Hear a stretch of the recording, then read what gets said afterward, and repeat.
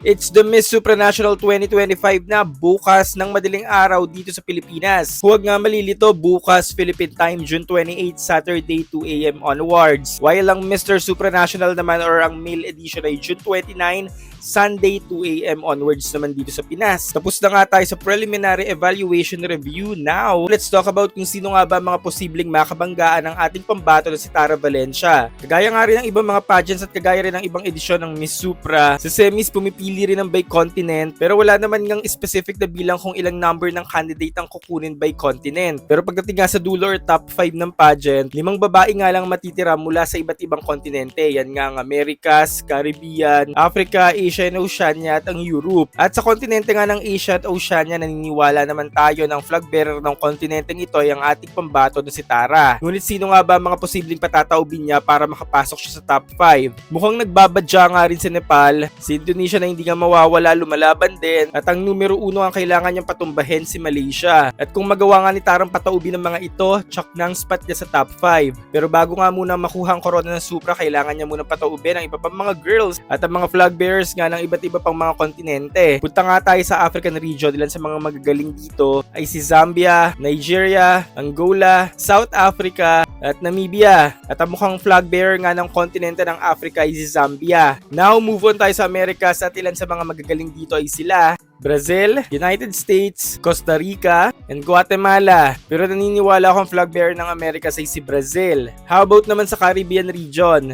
There's Puerto Rico, Curacao, and the Dominican Republic. At mukhang Puerto Rico ang flag bearer dito. Sa Europe naman, nandyan si Anna Valencia Lacrini ng Germany, si Miss Iceland, Denmark, Albania, at ang host country na si Poland. But since it's Miss Iceland ang flag bearer nila dito. Overall, may top 5, Zambia, Iceland, Brazil, Puerto Rico, and Philippines. Kaya naman bukas sa madaling araw, abangan nga natin kung sino ba mga pasok sa banga.